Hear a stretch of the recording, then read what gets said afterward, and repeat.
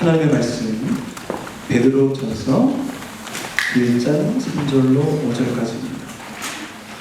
베드로전서 1장 3절로 5절까지입니다. 저 한 절, 여러분 한 절 교독하시고 5절은 같이 합독하시겠습니다. 우리 주 예수 그리스도의 아버지 하나님을 찬송하리로다. 그의 많으신 긍휼대로 예수 그리스도를 죽은 자 가운데서 부활하게 하심으로 말미암아 우리를 거듭나게 하사 산 소망이 있게 하시며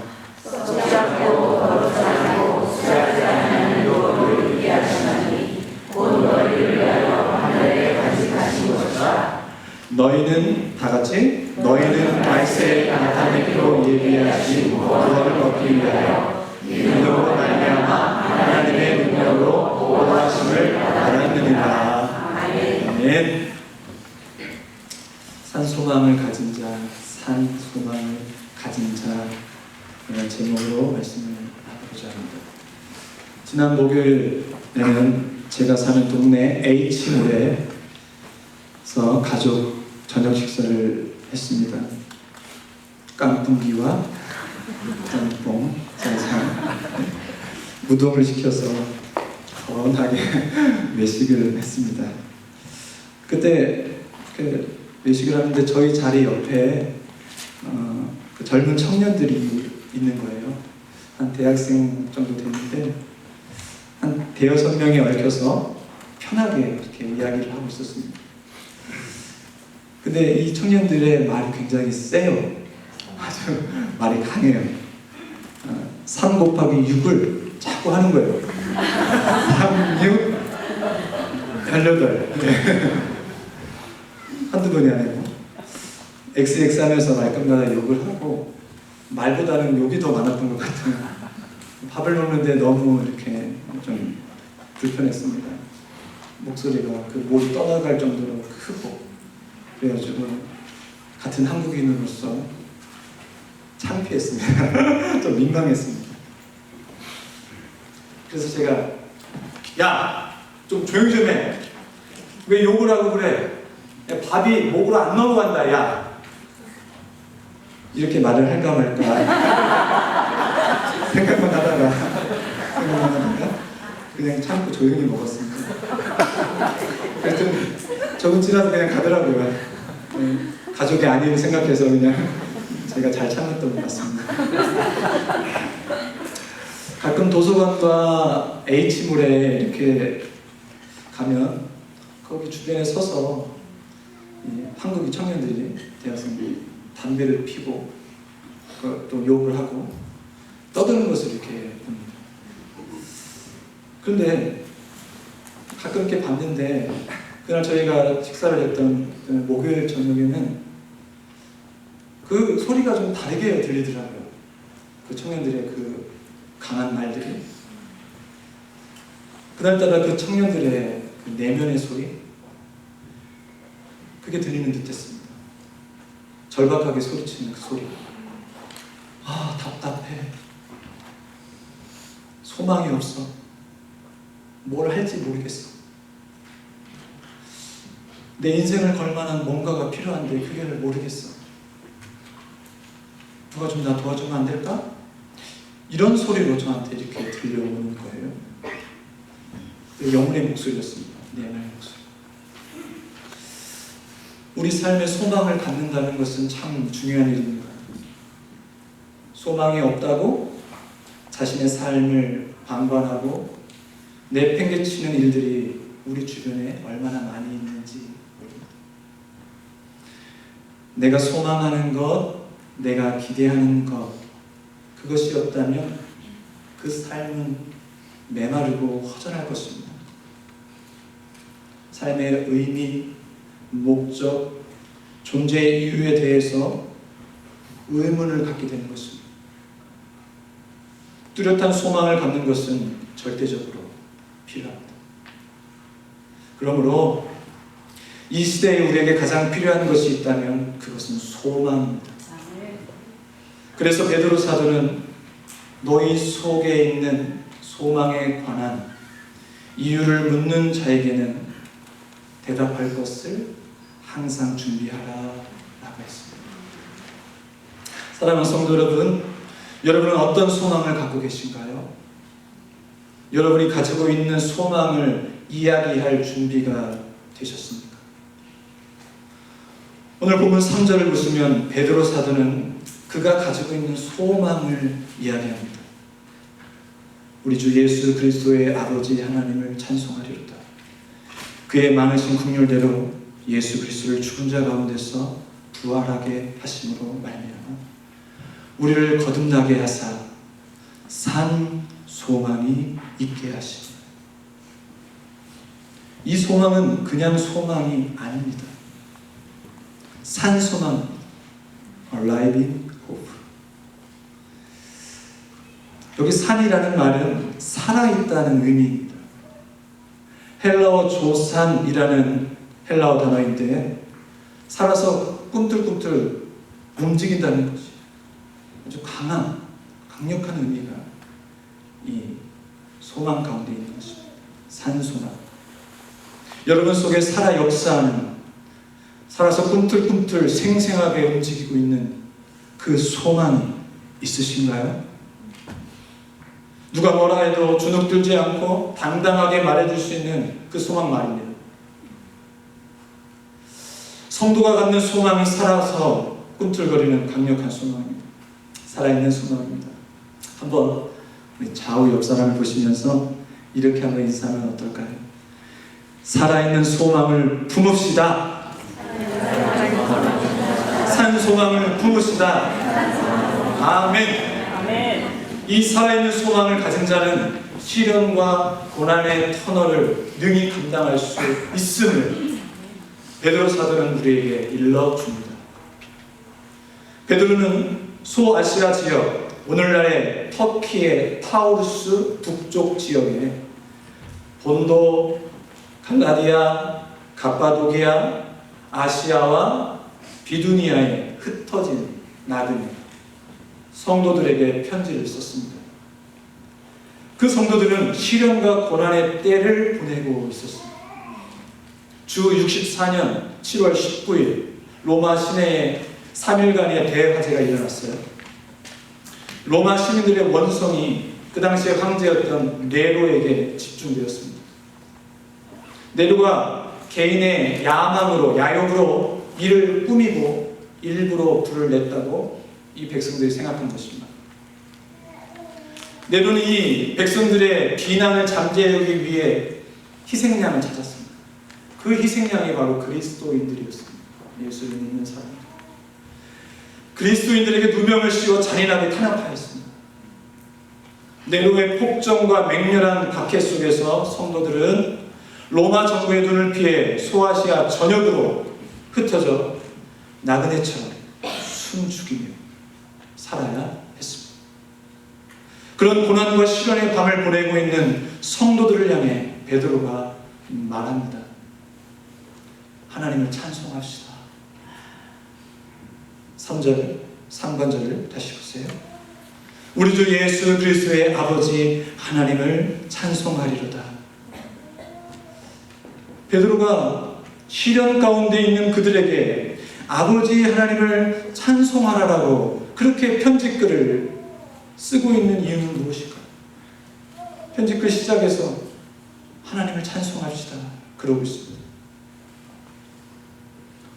베드로 사도의 믿음이 너무나 좋아서 그렇게 말한 것일까요?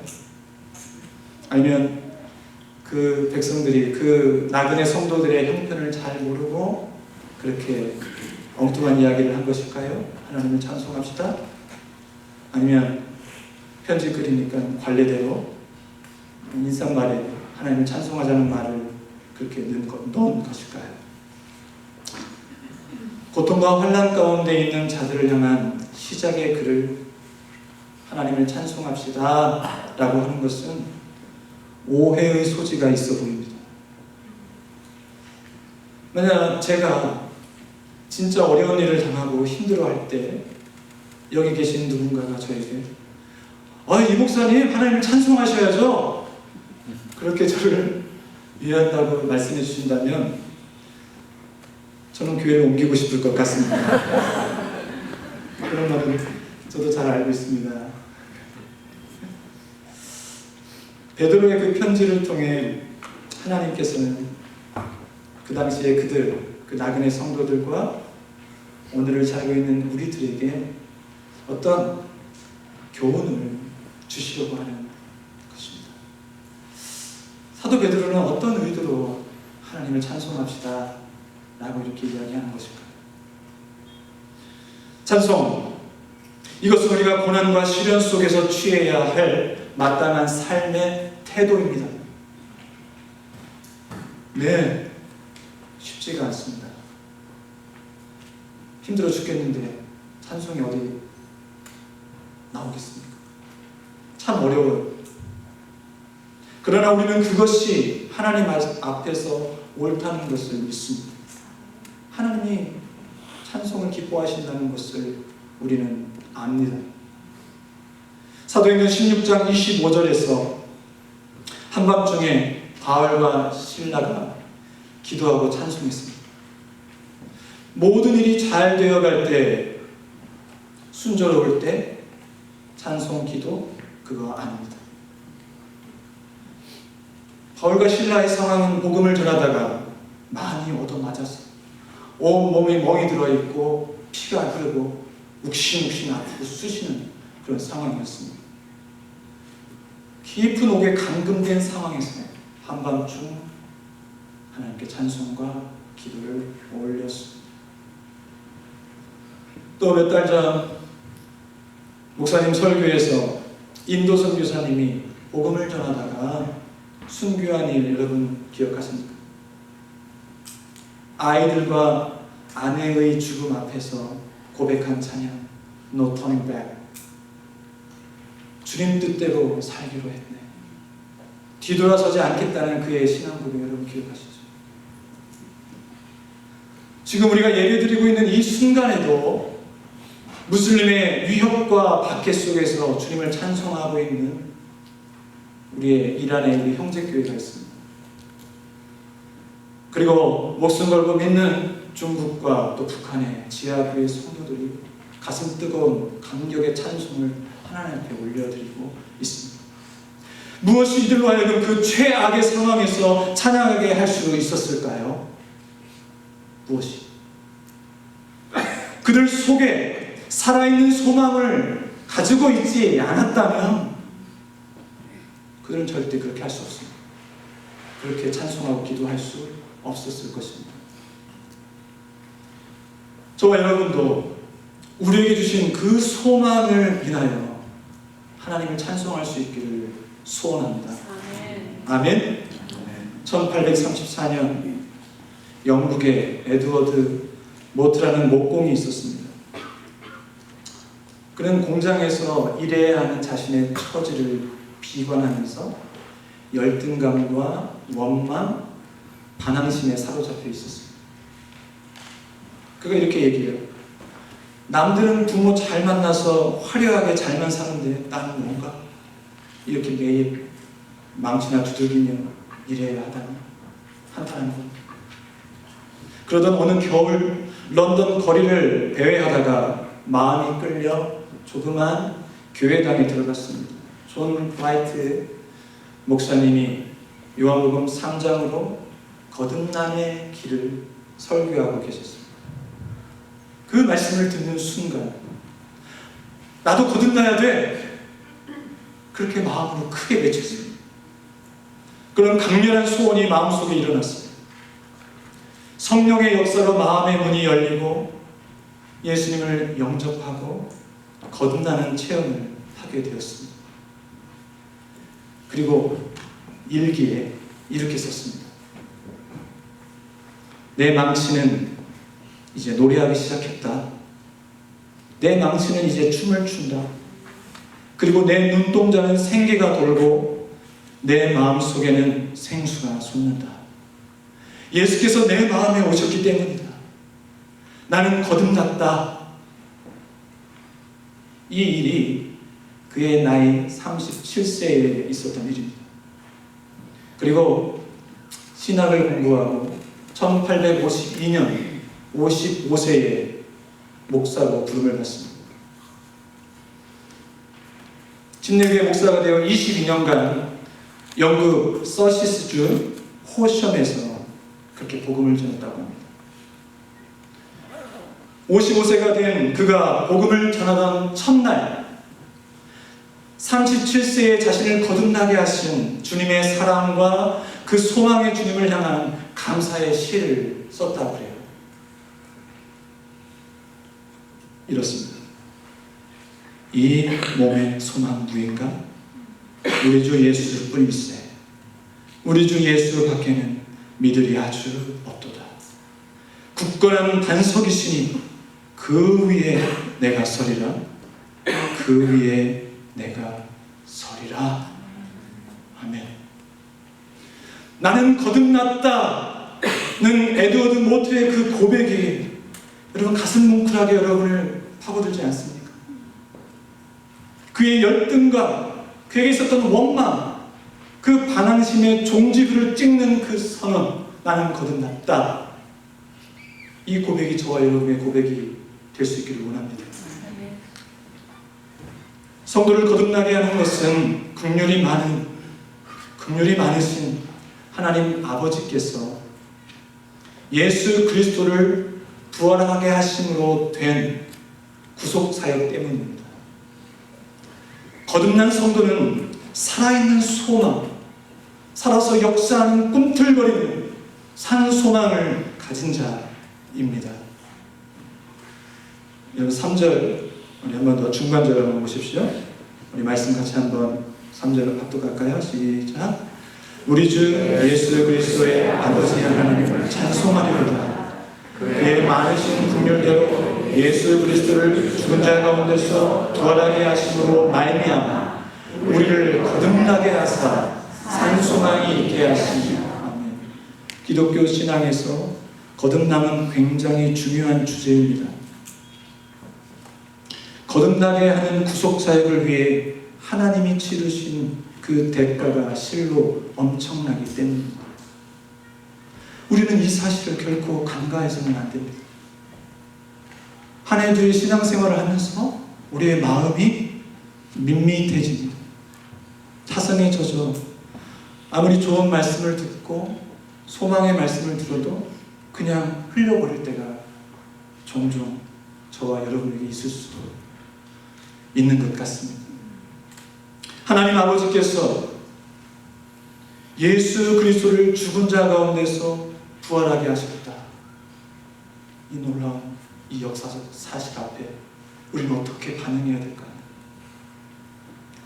하나님이신 예수님께서 죽음을 경험하셨다는 것은 여러분 납득할 수 있습니까? 하나님의 죽음을? 충격적인 일입니다. 너무나 쇼킹한 일. 바울은 죽음에서 부활하신 예수님의 이 역사가 얼마나 중요한지 다음과 같이 말했습니다. 부활장이라 일컫는 고린도전서 15장 17절 이하에 그리스도께서 다시 살아나신 일이 없으면 너희의 믿음도 헛되고 너희가 여전히 죄 가운데 있을 것이요 또한 그리스도 안에서 잠자는 자도 망하였으리니 만일 그리스도 안에서 우리가 바라는 것이 다만 이 세상의 삶뿐이면 모든 사람 가운데 우리가 더욱 불쌍한 자이리라. 우리는 불쌍한 자가 아닙니다. 우리는 부활을 믿는 행복한 자입니다. 우리는 거듭난 자요 살아있는 소망을 가진 자이기 때문입니다. 우리는 저 세상 하늘나라의 삶을 소망하기 때문에 우리는 행복합니다. 꼭 이 시간 거듭남의 확신이 약한 분이 계신가요? 내가 거듭났나?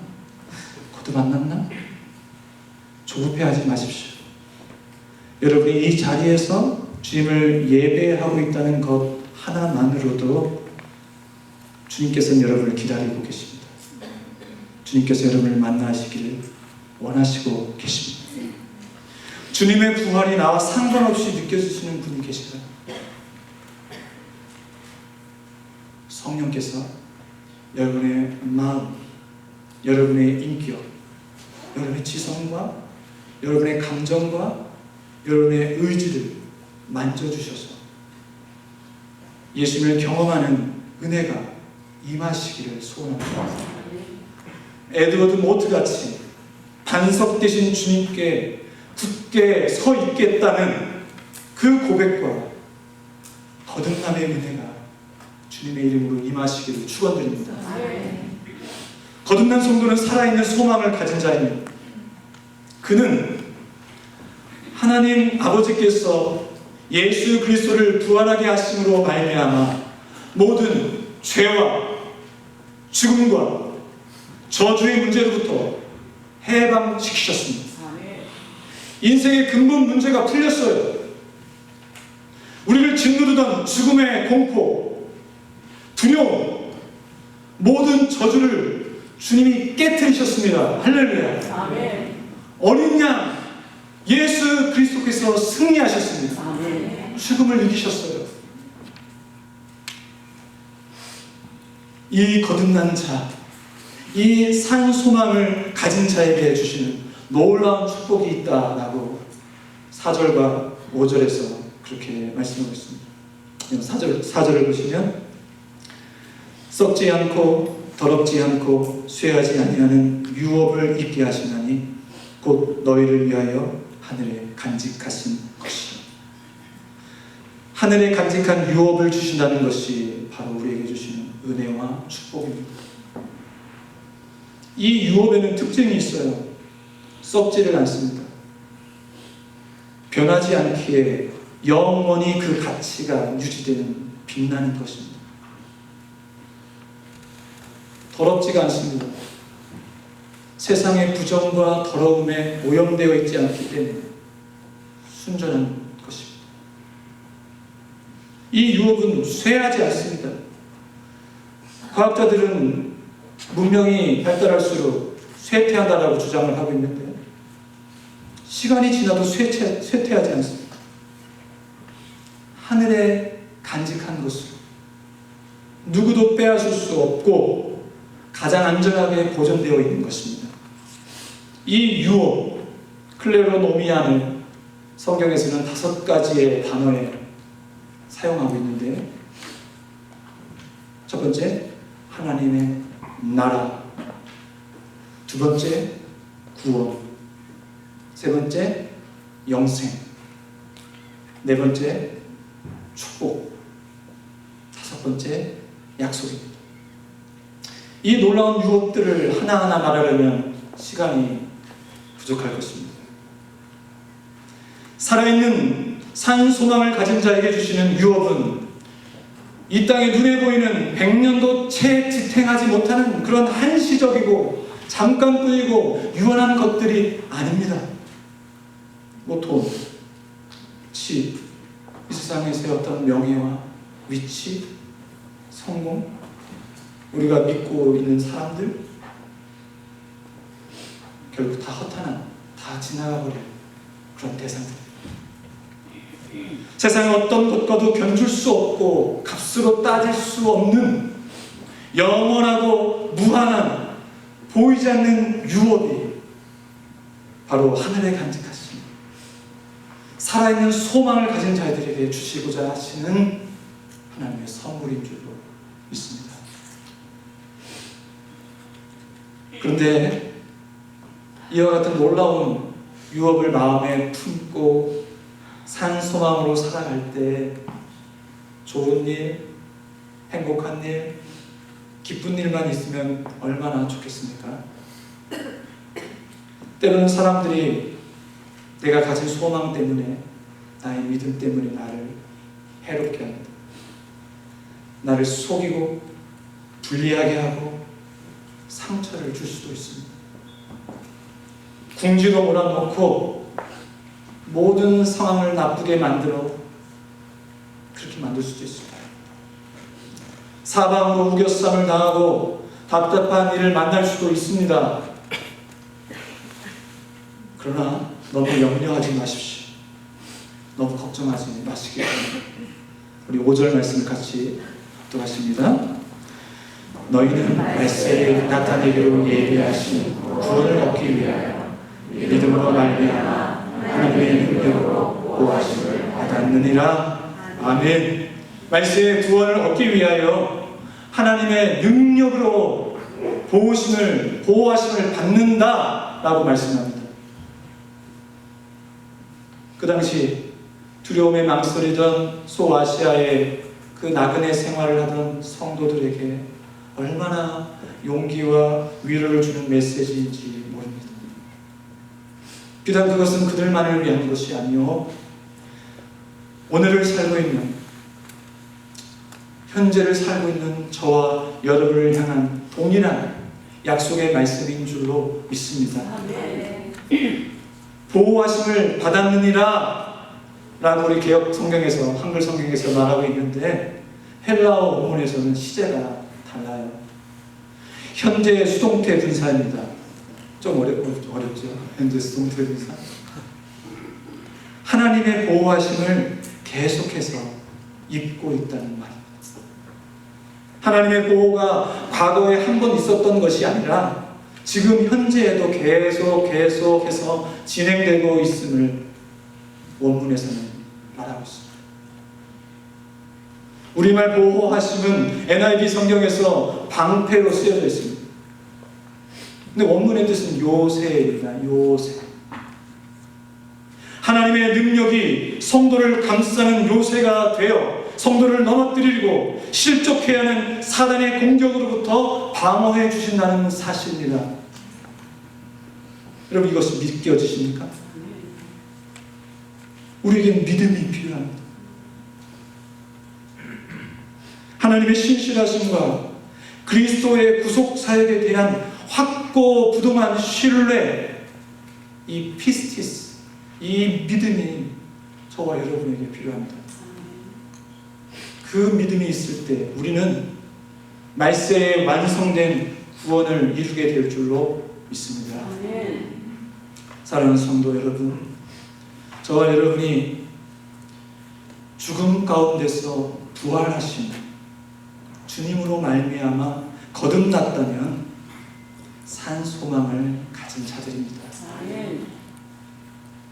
거듭난 자가 가진, 우리가 가지고 있는 소망은 썩지 않습니다. 더럽지 않습니다. 영원히 쇠하지 않는 유업입니다. 그뿐 아니라 믿음으로 말미암아 하나님의 능력으로 보호하심을 받습니다. 아멘.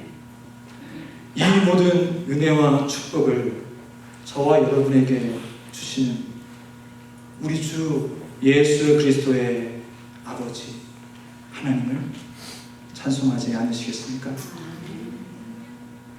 같이 기도하기만 합니다. 하나님 아버지, 우리가 가지고 있는 소망은 살아있는 것인데 내 소망이 죽어있는 것처럼 그렇게 위축되어 그렇게 눌리면서 이 세상을 살지 않았는지 우리 자신을 돌아봅니다.